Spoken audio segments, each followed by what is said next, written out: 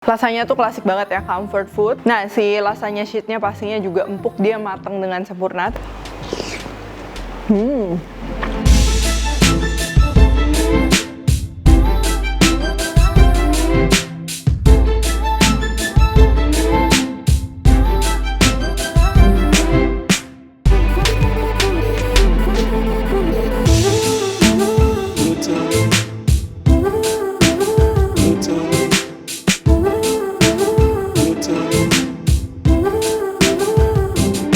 Hai guys, buku resep aku yang bertemakan Indonesian Fusion Food sudah tersedia di seluruh Gramedia dan toko buku Gunung Agung. Kalian juga bisa beli melalui Tokopedia, Shopee, dan Bukalapak dengan keyword Indonesian Fusion Foods. Yuk segera beli, jangan sampai kehabisan.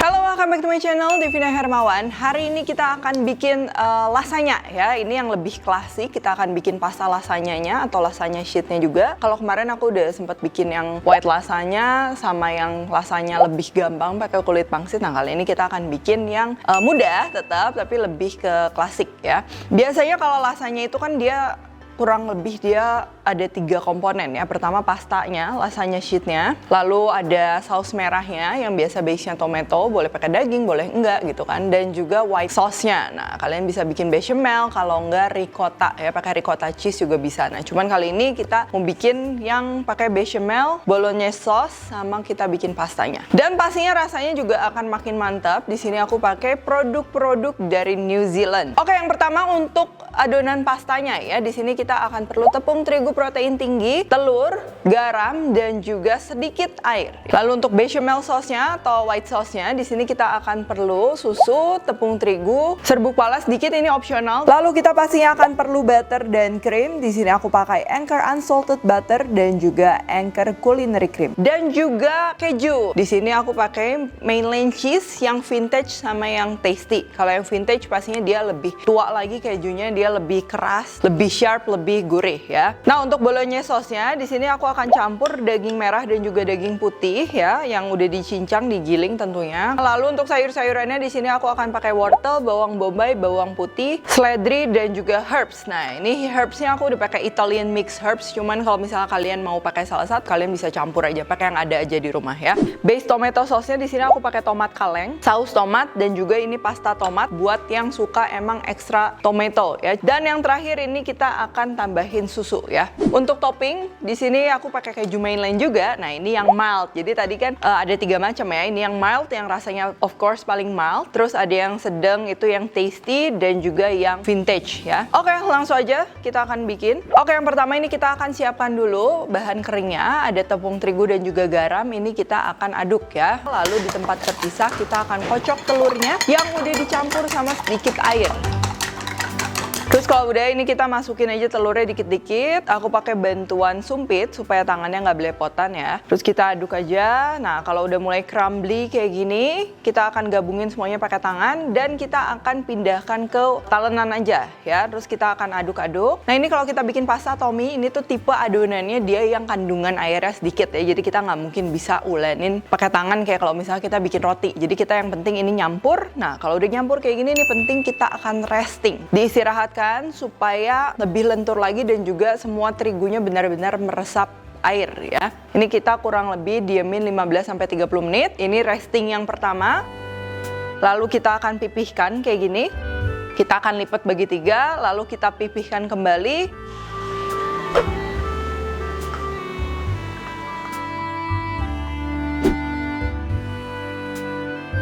Dan akan kita gulung. Nah, kalau udah kayak gini, ini kita perlu resting lagi ya. Ini kita resting kurang lebih 1 jam ya, bisa sampai 2 jam atau 3 jam. Dia nanti rasanya juga bakalan lebih terdevelop lagi karena terigunya terfermentasi ya, jadi nggak bau mentah. Nah, kalau nanti udah di resting, udah lentur, itu nanti selebihnya tinggal kita tipisan aja ya. Oke, yang kedua kita akan bikin bolognese-nya ya. Jadi ini emang base-nya dia pakai daging cincang. Nah, kalian kalau misalnya mau pakai saus daging lainnya gitu, ragu lainnya itu juga bisa banget. Misalnya pakai dagingnya daging yang disuir atau apa gitu kan. Itu jadi banyak tipe ya. Pertama kita akan panaskan dulu minyak, jangan terlalu kurang biar sofritonya itu nanti bener-bener kegoreng dengan sempurna, jadi wanginya juga maksimal. Oke, pertama ini kita akan tumis dulu bawang bombaynya sampai kering, sampai wangi supaya rasanya maksimal. Dan kalau udah, ini kita akan masukin sayurannya.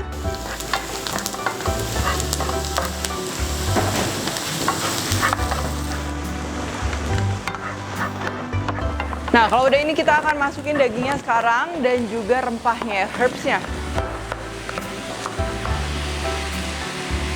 Nah, ini kita biarin supaya banyak bagian yang browning ya. Nanti kalau misalnya semakin browning itu pastinya nanti sausnya dia lebih rich lagi, lebih enak. Nah, kalau tomat-tomatnya udah masuk, ini sekarang kita akan masukin jus apel ya.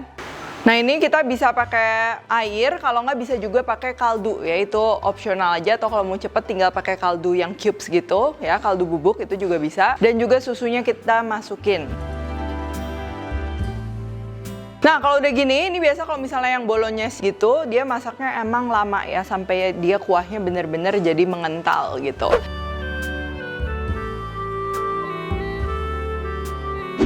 Terus kalau udah, ini kita akan tambah dengan sedikit garam. Dan kalau kalian suka rasa manis, boleh juga tambah gula, lada. Ya, ini diatur aja sesuai selera. Oke, sekarang ini kita akan bikin untuk saus bechamelnya, white sauce-nya.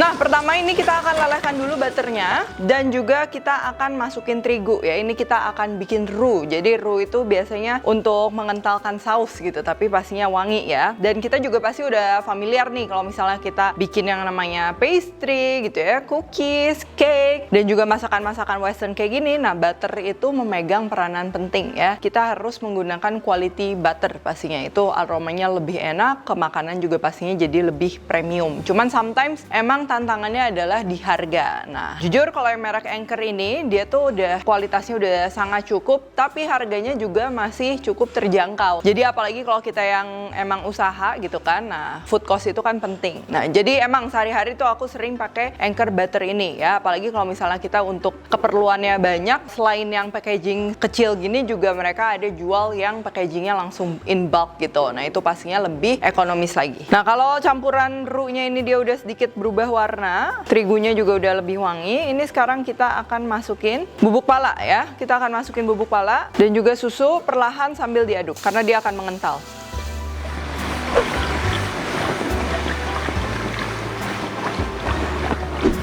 Nah, ini krimnya juga kita akan masukin sekarang.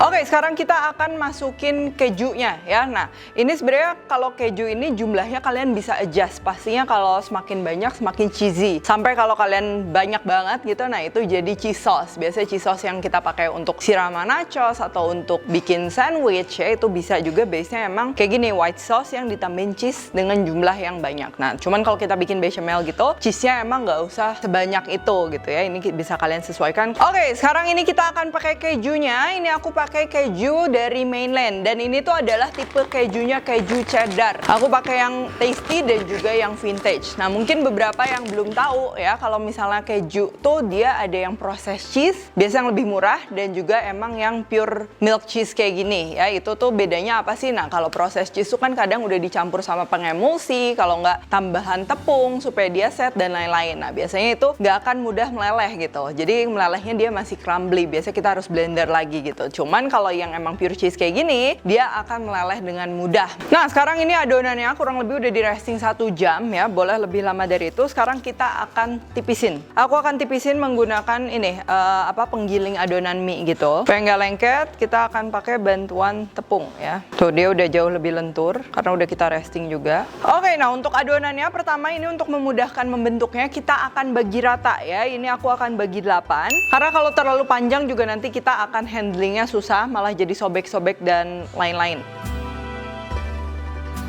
Ini kan 1 sampai 8. 8 tuh paling tipis. Nah, kita sasarannya ini di nomor 6 ya. Jadi emang jangan terlalu tipis juga. Dan supaya cepat, jadi nih kita kerjainnya sekalian ya. Yang nomor 2 dulu, terus nomor 4 dulu, nomor 6 dulu. Jadi nanti jadinya juga langsung ya. Ini kita pipihkan. Pertama kita akan ke nomor 2 dulu, terus kita kasih balurin lagi sama tepung supaya nggak nempel. Terus kita akan tipisin ke nomor 4. Nah ini jangan lupa senderin ke belakang kayak gini supaya dia nggak belok-belok ya tujuannya.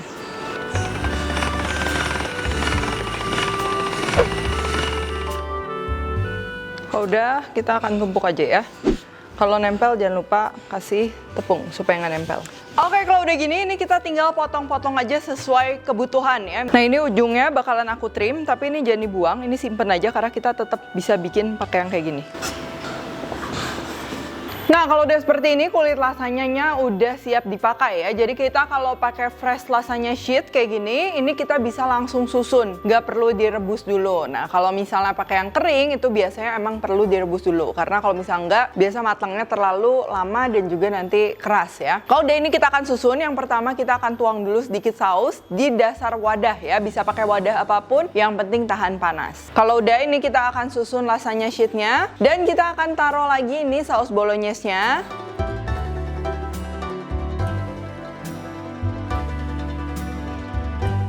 Baru di atasnya ini kita akan tambahin white sauce-nya ya, bechamel sauce-nya.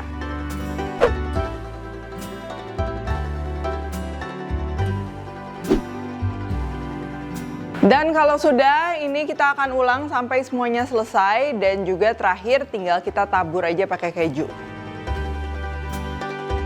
Nah sama kayak butter tadi ya, jadi keju ini juga adalah dairy product. Kalau misalnya buatan New Zealand juga pasti kita udah tahu ya kualitas dairy products dari New Zealand tuh seperti apa gitu. Dan kalau brandnya sendiri, ini Mainland Cheese ini adalah brand dari Fonterra. Jadi emang komitmen dari mereka adalah trusted goodness. Pastinya rasanya enak ya, bisa untuk sekedar di slice aja buat cemilan, atau bisa juga bikin cheese platter gitu, makan sama wine, sama roti ya, atau bahkan dimasak seperti ini. Kalau udah ini kita akan panggang kurang lebih 40-50 menit ya di 200 derajat. Kalau misalnya oven kalian misalnya agak rendah gitu, agak pendek, jadi takut gosong, boleh diturunin aja di 180 derajat.